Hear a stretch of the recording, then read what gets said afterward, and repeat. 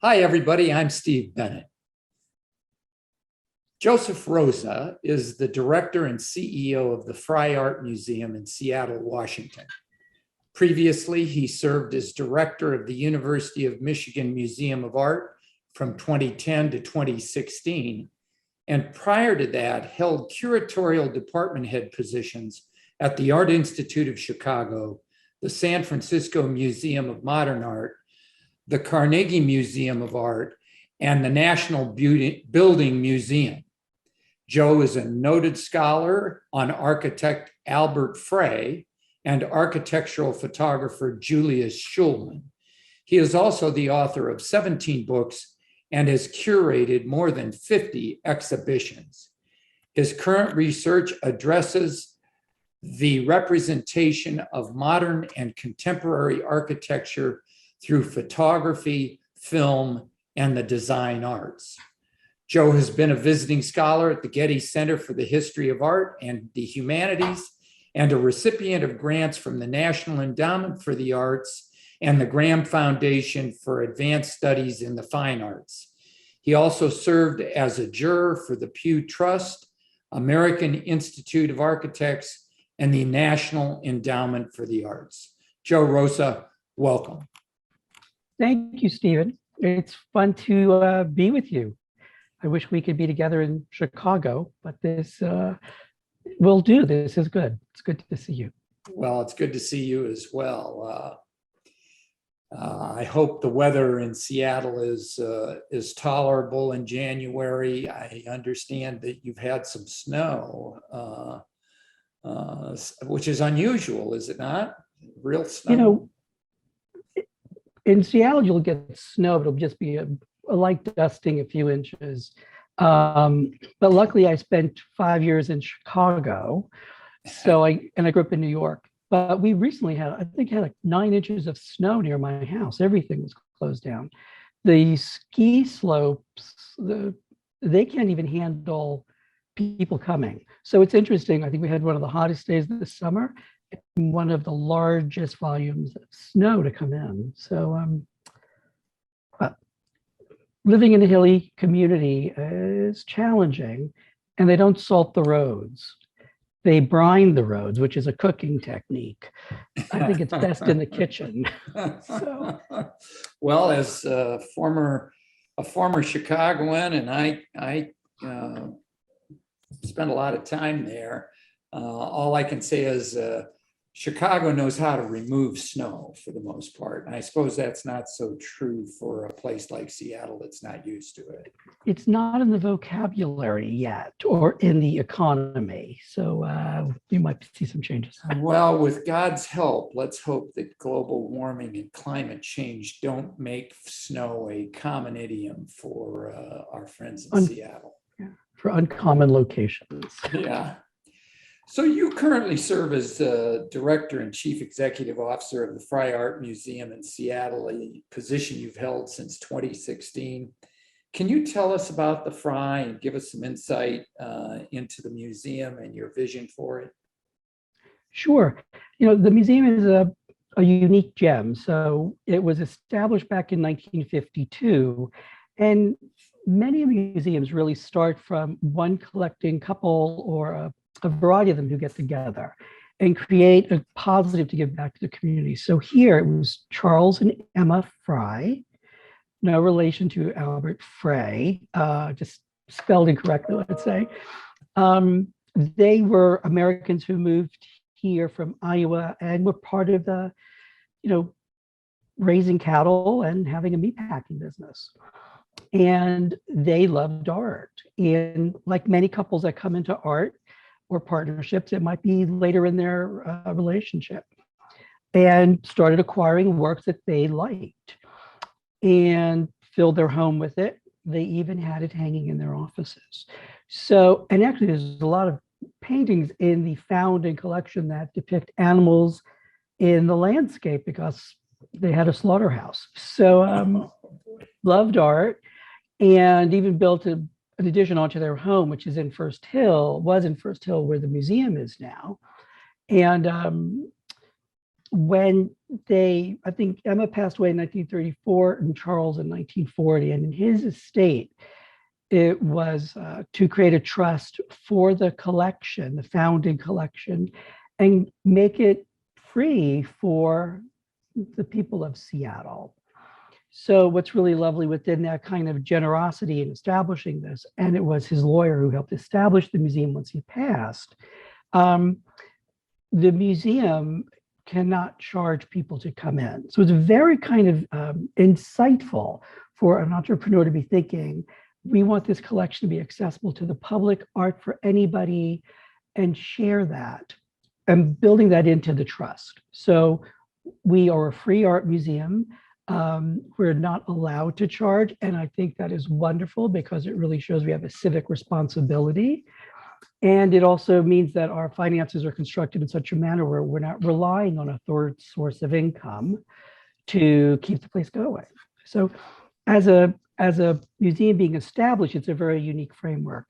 And also as museums go, we're a private operating foundation, nonprofit, sole purpose is the museum, which is there's only 10 museums like this in the US out of the 240. So the difference is we can only have 8 trustees on the board because they're trustees to a trust versus say the Art Institute has 60, or, museums have grown from having 35 trustees to around 50 and 60. So having an executive session be your trustees is really fantastic. Well, So it makes administration a lot easier, I'm sure. Well, it makes it more personable, so to speak. Sure. But the institution, when it was established, we had 2 different directors. It was Mr. Greathouse, who was the lawyer, and then Mrs. Greathouse when he passed away, or we'll call her Mrs. G here.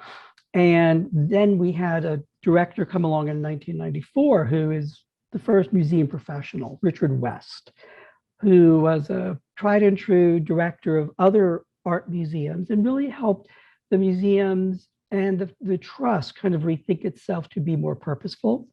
And that's where the term realist comes in to the lexicon when people think of the museum. It was never built into the trust. It was that director's vision of thinking, how can this collection be understood today and how could we use it going forward? So from his leadership to mine, we've had 2 other directors who have been very instrumental in moving the museum forward. And in many ways, museum directors, we kind of jokingly refer to each other as a divorced couple. I have the house and kids now. I left my previous house and kids with somebody else. And it's to contribute into the legacy of what goes on. So there's an evolution within the museum's thinking from the founding collection, which is 232 pieces, to where the museum has evolved to, which I'd say during my tenure has taken the next step forward. My predecessor was a brilliant scholar on Munich successionists, and that's what the collection was about. Fantastic exhibitions and books were done.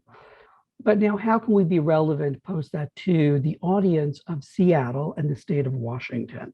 It's a very diverse state.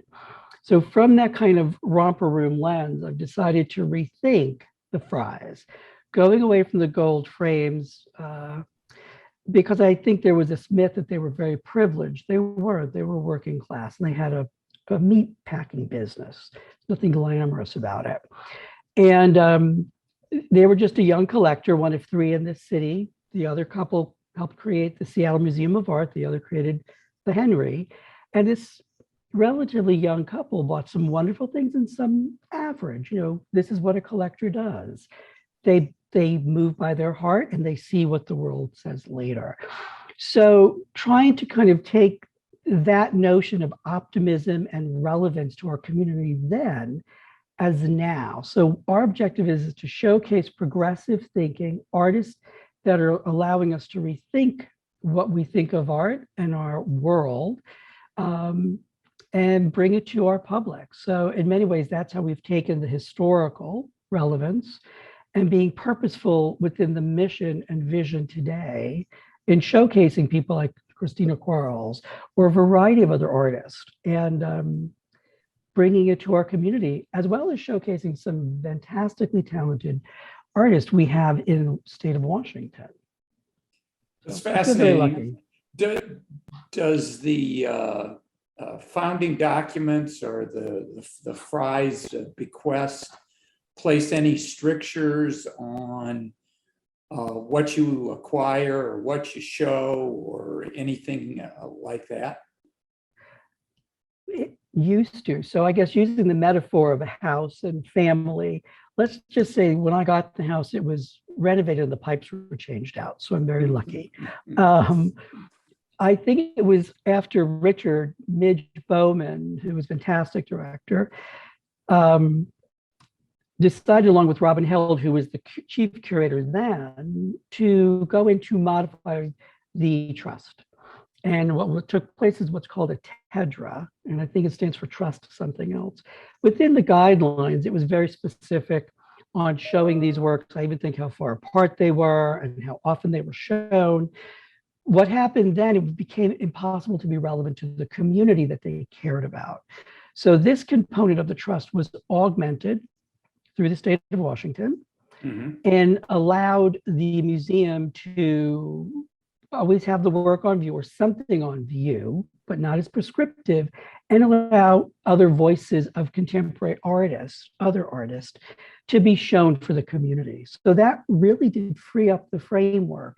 And it's from that uncoupling that the museum, I would say, took off in another way and allowed it to expand itself in the relevance of its community.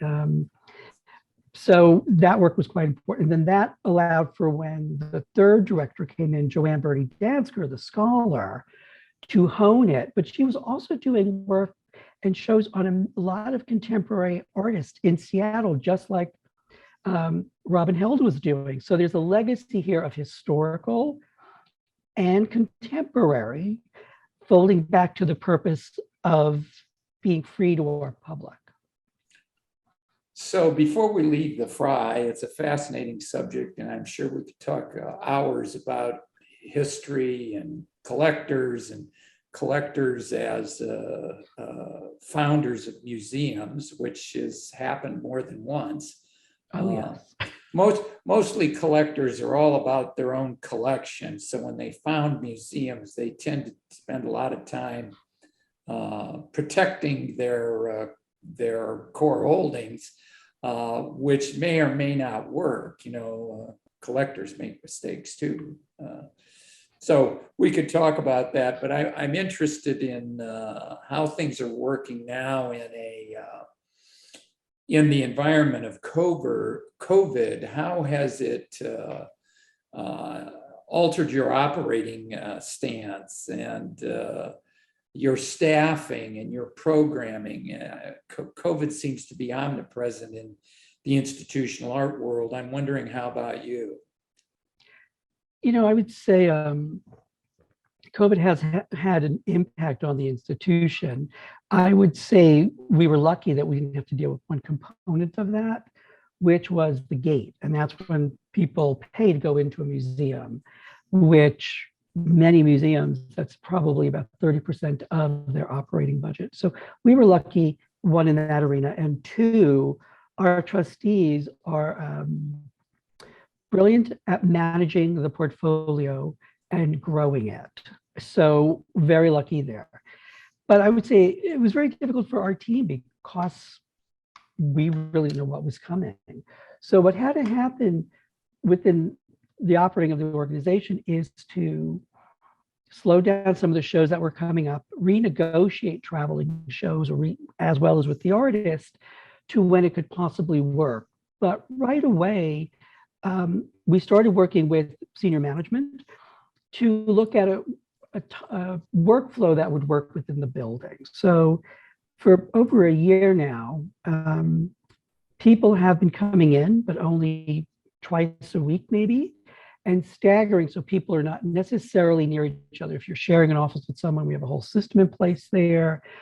And it has impacted education because we do a lot of outreach, a lot of community outreach, which is kind of impossible we have some things that are virtual, but the reality is the general public doesn't really want to be virtual. They want to experience it.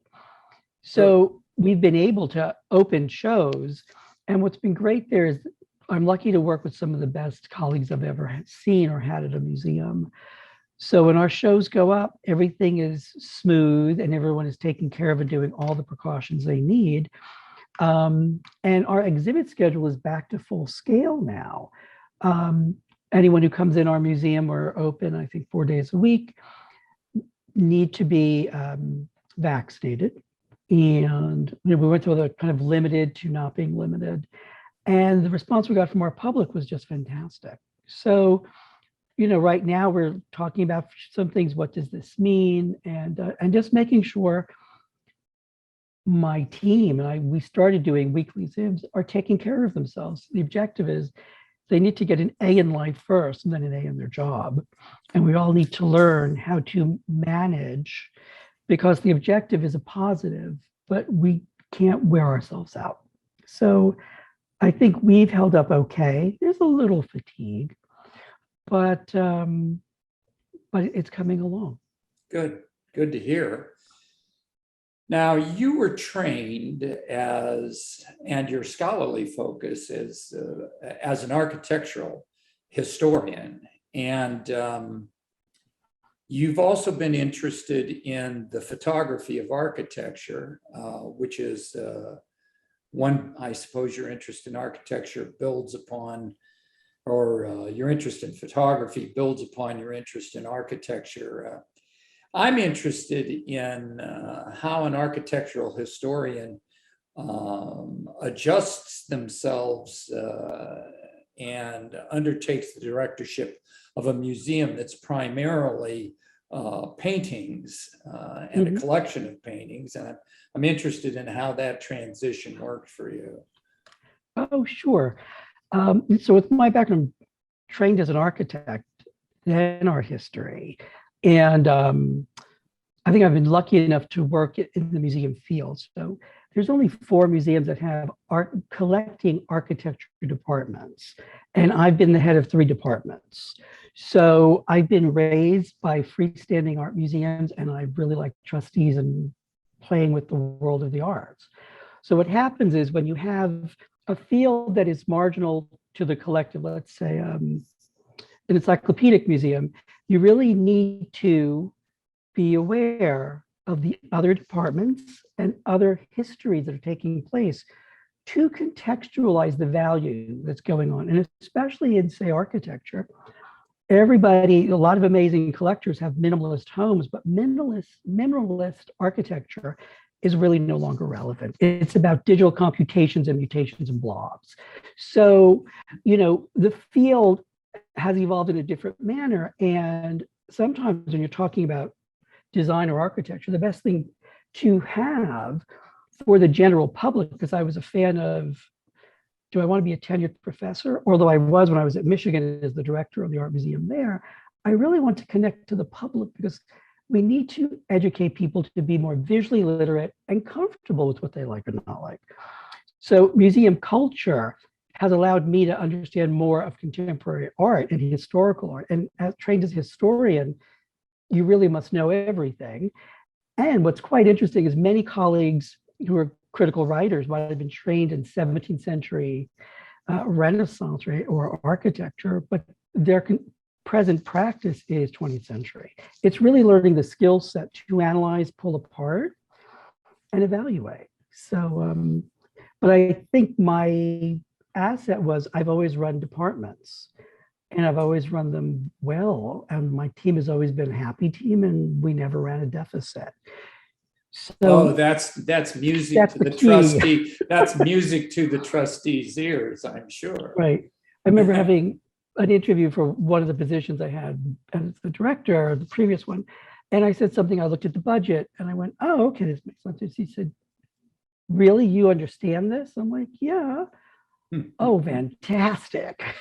So, I think it's that aspect of if you can figure out what you need to make something happen, then you can achieve it. And also the reason why I migrated over to becoming a director two reasons. One, in part, the Art Institute is a finishing school for directors. I think there have been 17 department heads that become museum directors, more than Williams.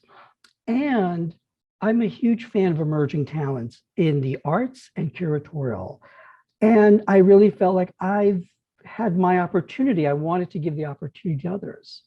And therefore, I could curate the institution as a director, bring in emerging artists, curators, give them the platform to be their best and the opportunities to succeed, because we need more directors coming out of the curatorial. So when things are bad financially or institutionally as a structure, you can manage through the storm and not forget the purpose. So I just feel very lucky.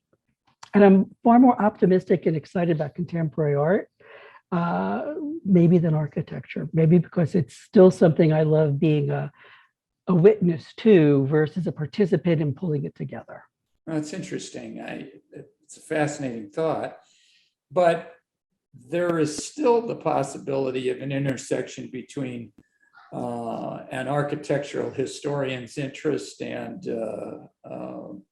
the other aspects of the art world. You've written a book. Yeah. You wrote a book on figuration in contemporary design. Do you think that architecture, photography, and design have an intersection point with contemporary figurative work, for example, or with contemporary art more generally?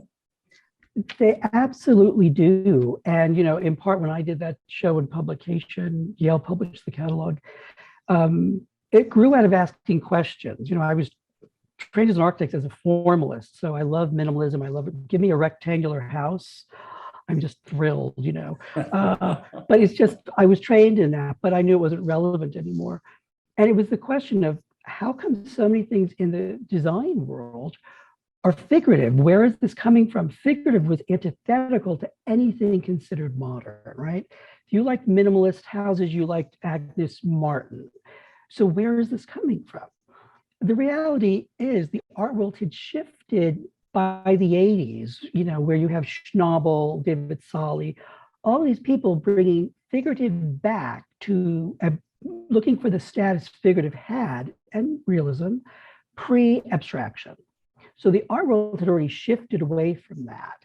And we were seeing more in the design arts as well as architecture. It's easier with design objects to pursue these things in ways that one might have imagined.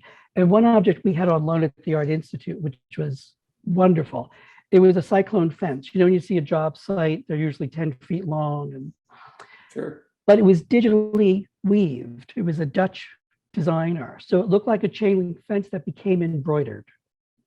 Oh, cool. The guards loved it. The trustees loved it. And that was the whole objective. Like, if we could get universal excitement about something as mundane as a cyclone fence, that's wonderful through digital computation. So there's definitely a connection. And, and then I would say, even within the art world, getting back to our place, we are allowed to, the museum is open to show what it feels it needs to show. And the art world in the past 20 years has changed from abstraction to figurative works that speak about cultural identity, social issues, and address issues. So many emerging artists are encoding their own lives through their works, right? It's like a writer.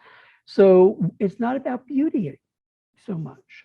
So we're seeing a shift in that way of thinking. And the shows we look at are the current trajectories of progressive thinking in the arts, which are socially minded. So the fields are changing. And in museums, it really is your institutional responsibility as a curator to put the most current issues on the table for your general public. And by doing the figuration show, it tied into many of the things that were happening at that museum, just because there was a curve in thinking in the arts. So they're very, very interconnected. Well, it's interesting. As the artists have become, the young artists have become more interested in messaging, there was a realization, I think, because let's face it, many curators trained after 1958 were taught to despise realism as a dead thing. The pretty picture, it's all been said, there's nothing new to say.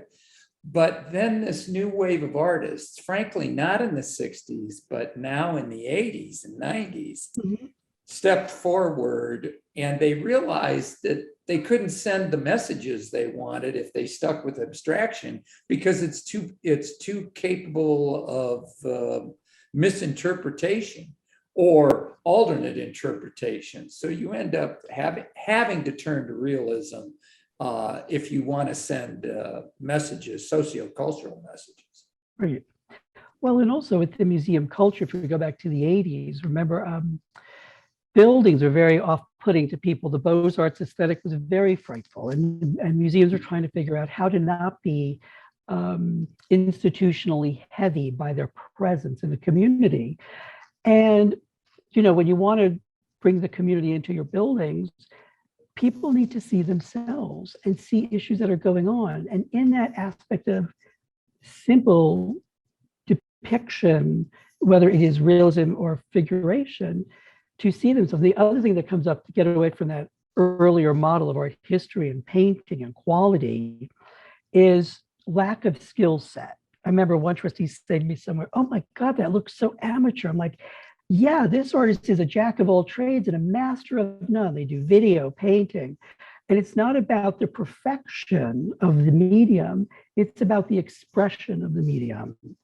And that's where the human torso and landscapes, people can relate to that. That's why if you think of the realm of photography, which 20 years ago was not that popular, has really taken off. And we've actually seen photography departments get dissolved at museums because they were fringe and becoming part of the contemporary art department. Yes, it is the most accessible. And now we're seeing photography shift where it's not even, you can't even tell what it is. So it's shifting its foundation. And when you go back to realism, it was defined to being about natural landscapes and almost to be photographic-like. So there were very prescriptive terms plastered onto definitions. And I would say in the 21st century, these definitions are getting redefined, not by the scholars, by the makers. And I'm a huge believer that makers should make and scholars should should excavate. But one should never tell the other what they should do. It never works out well.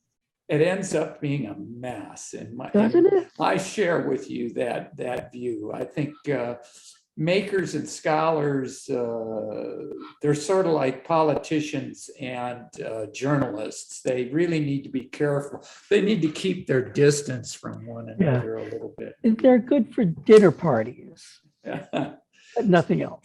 So given all this, do you have, you mentioned Schnabel and a couple of others. Do you have painters you're partial to or whose work you wish you could collect more of at the Fry? Well, I would say within the museum, we have been acquiring contemporary works, and the museum has for, 4 decades. And we have an amazing chief curator who's Amanda Donna that you've met, who is an example of a progressive thinker who's making a difference in the field. So I'm more enthusiastic with the people she brings to my attention, or if I'm at Venice, James Biennale, or going to Documenta.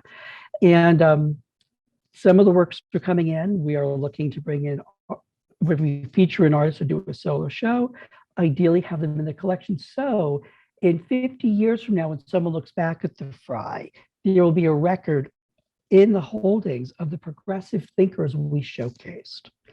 And that's what I'm, looking forward to see hopefully happen. But you want to name names? Have you got progressive thinkers other than Christina Quarles, who we'll get to in a minute? People and Christine is a wonderful example. And, certain schools of thought are producing amazing artists. Christina came out of Yale 2016. Someone also in that similar year, if not the year before, was Shabalala Self, this amazing artist.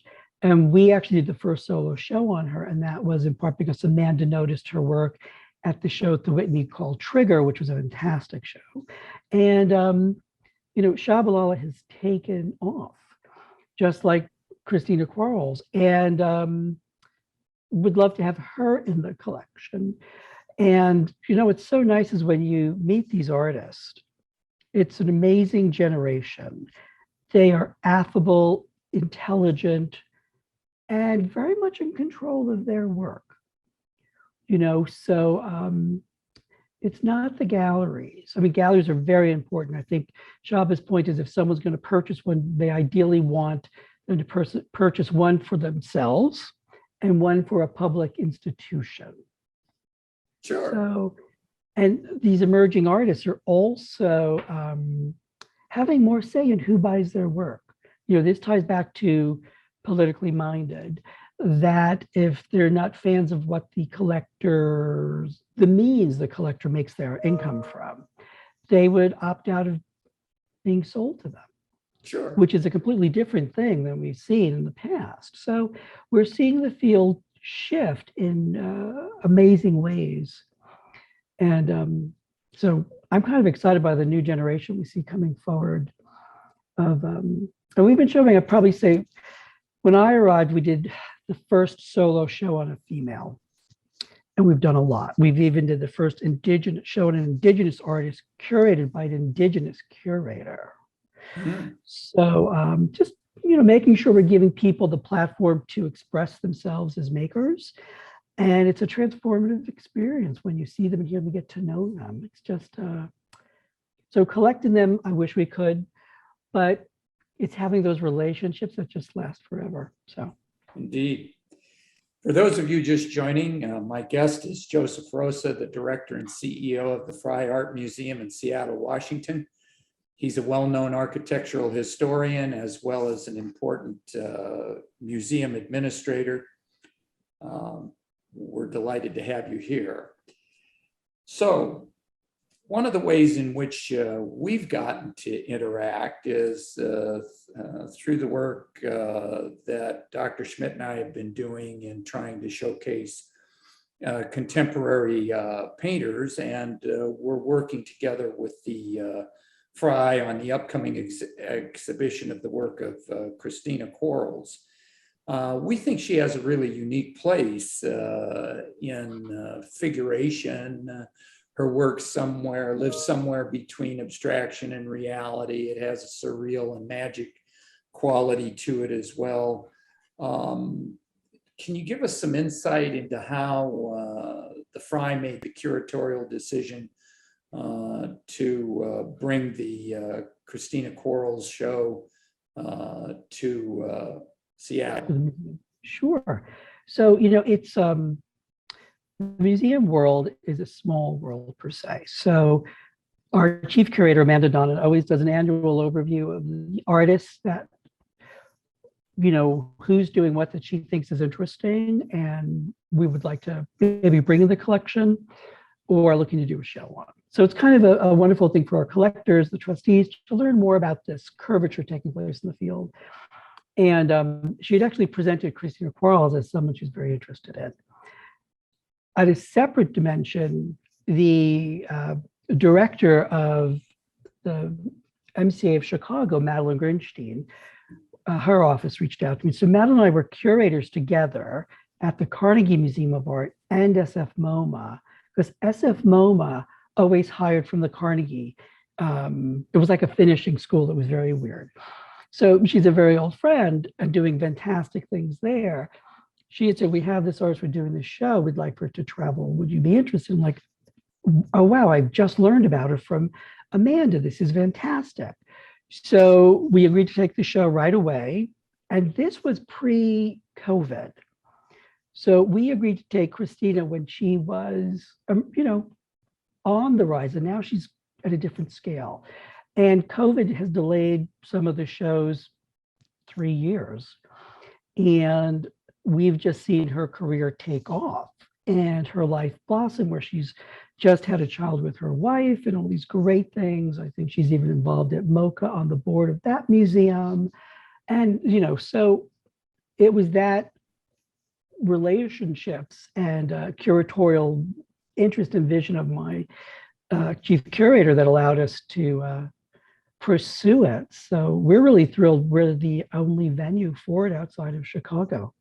Yeah, we're excited about it too, and glad to see that she's getting a chance to get some exposure in the Great Northwest and the West Coast more generally. Yeah. There's been a lot of things said about Christina Quarles' work. It's been called messy, multifaceted, distorted, disturbing, peculiar metamorphoses, and so on. For people who are not familiar with Christina's work, do you want to take a stab at characterizing it? Sure. Since Christina's work, it has a figurative component too, because it's about torsos. It's about the concerns around making identity that is equated with the body and with the domestic.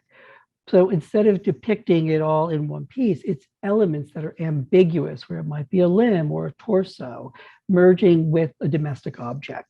And someone said to me when they looked at the catalog, oh, this almost looks like Francis Bacon, but even more radical. So, it's kind of like people will find the adjectives, but what's interesting with her work, it is celebrating and disorientating what the body and the human element can be. So it takes a lot of skill to do what she does, because there's also perspective, distortion, collapsing, background with foreground, elements coming off the canvas. It is, it's amazing. And what I don't think people always understand with makers, they have to be extremely talented at their techniques to do things that are so unconventional.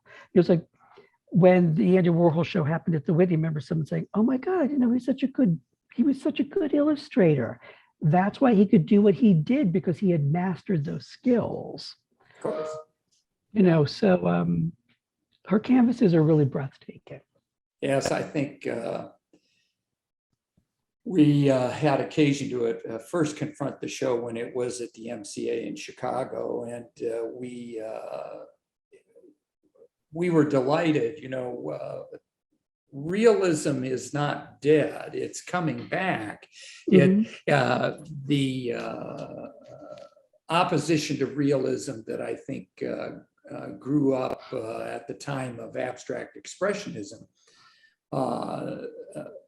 that's breaking down, because a new generation of artists are taking it and making it their own. And I've been fond of saying that the realism of today is not your grandmother's realism. It's Right. something totally different.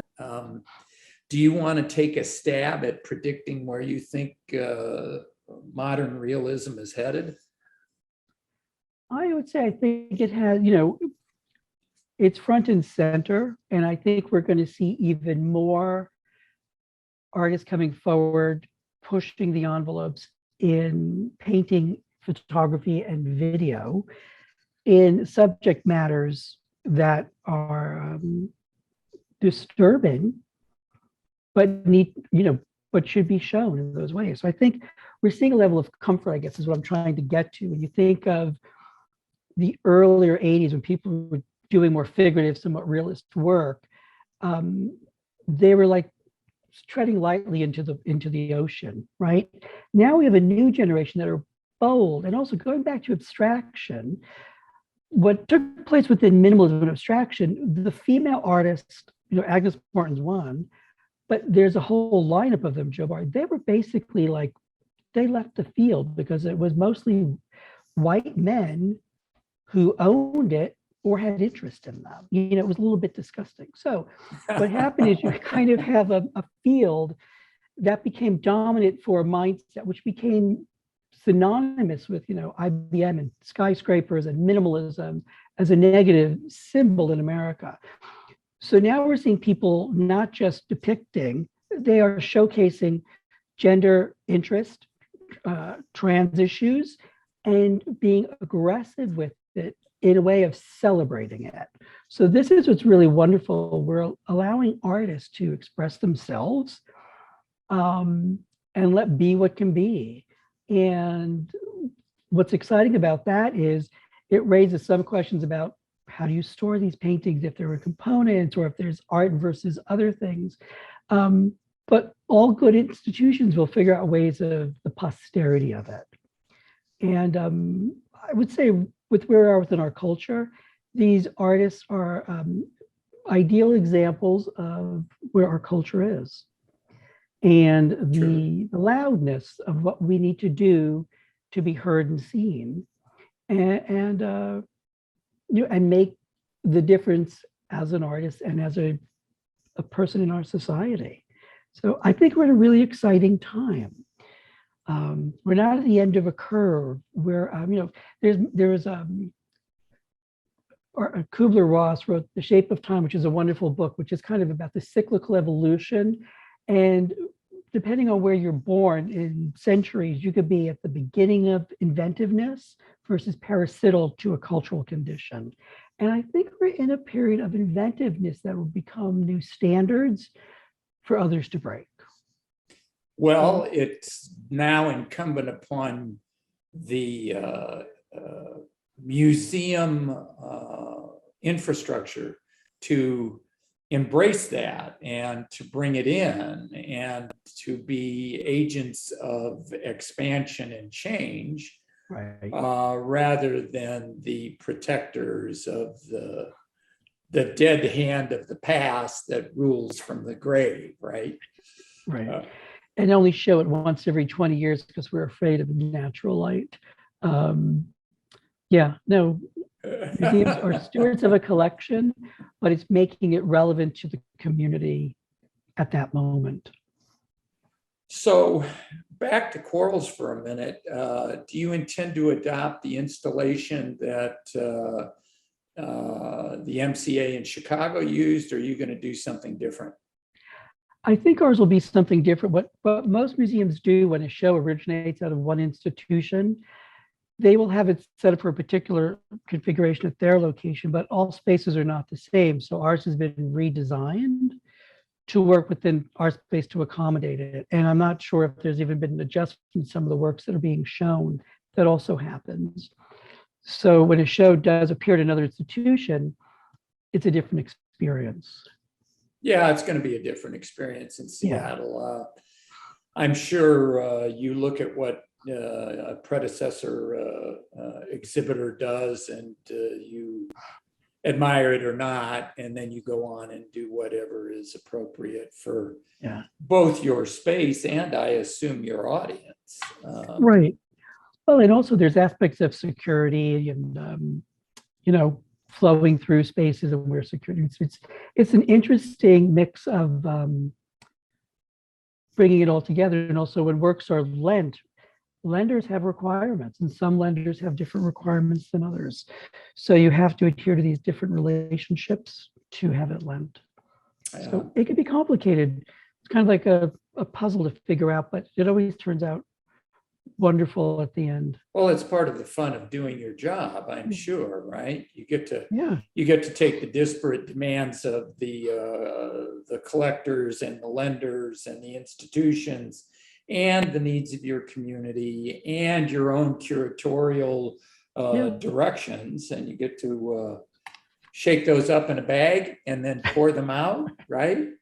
And how the artist would like to be experienced at your location. So it's all these different components that add to what makes it a unique, wonderful experience, because many people have been part of the analysis to achieve it. Of course, well said. So you've graciously agreed to serve as a juror for the Bennet Prize 3.0. We're entering our third iteration. A stated objective of the prize is to propel the careers of women figurative realist painters. And one of the ways in which the prize does that is by funding both the competition as well as a traveling exhibition of the work of the women painters who are selected. I'm interested in your thoughts on our premise, which is that women haven't been fully embraced by big art, which is Bennet speak for museums, galleries, auction houses, dealers. And if you agree with the premise, I'm interested in some of your thoughts on ways in which the problems of women on the one hand as artists and figurative realists who happen to be women on the other hand, how those problems might be addressed. Well, I think, and I mean, what you and Dr. Schmidt are doing, I think is really wonderful. You're addressing a condition within the art world that needs to be supported and nurtured, as it's not necessarily, let's say, front and center. And let's speak about women. Museums all over, it's not just in museum culture, women have always been treated differently. They're remunerated differently. Yet, women are amazing and they're the mothers of the world. So I think it's really important. We're seeing with a lot of other museums that are making very conscious, and I don't know what my colleagues have had to do. I'm very lucky to have a very progressive set of trustees who believe in the vision of this institution during my leadership. But that could be a tall task when you have 60 trustees.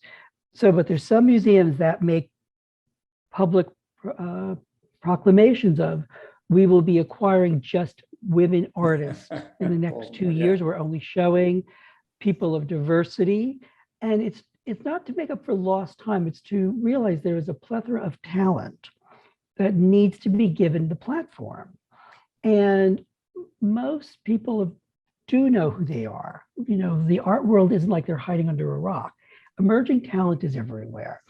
And they're not getting some of those shows. Bigger institutions will take 3 years to organize a show. And people at times, the old model was blockbusters. And because they would charge additional money on top of the admission. So what was a guarantee? And yes, we did it with, King Tut and Picasso, but it's kind of problematic after a while, Edward Munch, and they're looking for the cash cow and they rely on dead men. So the inversion is living females or people that are, not identified as female even, and people of diversity, to give them that platform that has been historically not available. And when you build a collection, museums have collections, right? Whether you're the curatorial department head or the director, you're filling omissions to a collection. They're not always intended as intentional voids. It might have been an economic situation or something of that nature. But ideally, leadership should be filling those omissions and wanting to rectify what that is. So I would say what we have going on here within balancing out the founding collection, which is mostly men or animals in the landscape, is Amanda is looking at figurative artists that would add to that lexicon to fill out that diversity. We just acquired the work by a young artist who actually is from Seattle and graduated a few years ago from Cornish, named Anthony White. And it's about the Black male gaze. And, so it's like we're building on that legacy as well and wanting to make sure we're bringing in artists of diversity that are allowing us to further fill out what today might be through that lens of what the past was. So are you encouraging your benefactors and collectors to give you a boost with some works by contemporary women? Yes, yeah. Sure. And as we have a contemporary council, which is a great group, we've been acquiring some works of art, and they're also of that similar mindset about emerging talents that are making a difference. And so it's great to bring those people together. You're building community that way, sure. And they become supporters of those people. So, but I'm happy that I live in a city where that is something that one can do and move the institution forward. So as we anticipate the opening of the call for entries for Bennet Prize 3.0, do you have any advice or comments, input for the would-be contestants that might decide to try their hand at the Bennet Prize? I would say just make sure whatever you're submitting or producing is your own expression. Don't look at what's been done before. Express yourself within that realm of realism and put your issues, thoughts front and center. So whatever you're doing, just do it and do more of it. Don't have to truncate yourself because it's the time to shine. And it's also the people that you're having submit and this wonderful process. It's allowing the medium of realism to evolve. So they are agents of change. And that's the important thing is look to the future. Think of your future and where you're going to help it go. That's terrific. I want to put that last couple of sentences on a plaque and a bronze plaque and put it up. I want to mail it out to all the would-be contestants. It's interesting. One of the things we confront in the prize is realism is such a dangerous word. So we've had people say, well, all the Bennet Prize is about is hyperrealism or superrealism. And we've had people say all the Bennet Prize is about is abstraction. And what I would like to say as we anticipate the judging endeavor, which will begin in the fall when the call for entries closes, is that if you do work that depicts figures and they look enough like humans to have a stranger say, that's a human figure, that's just about realistic enough. And that's why we think the Christina Quarles exhibition in Seattle is so important, because it is a form of figurative realism in the elided sense of the term. Well, and the way you define it, Stephen, it opens the door for people to understand it more, because I've even been looking at things differently. A colleague here introduced me. I haven't met the person yet, but the work of this artist. And when I saw it, I was like, oh my God, that's realism. And this person had a show at the end of the 2021 at the Art Institute. I think her name is Bisa Butler. Oh my word, yes. Oh, yes. Like, wow. That's realism, but that's not grandma's realism. And it's fabulous work. It's fabulous. Yeah. So I think what's wonderful is you and Dr. Schmidt are opening the door for people to help change that conception. There will always be, when wonderful people do what you two are doing, there will always be people who say this or they say that.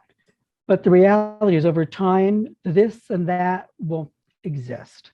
What will exist is the prize, the works, the recognition, that support, which is priceless. So, well, thank you. I appreciate it. One of the questions I always ask at the end of an interview like this is there anything you wish I had asked that I didn't? No, I wish, I think we could be talking for hours. I truly wish we had the time to do it. Yeah. It's certainly been an insightful hour for me.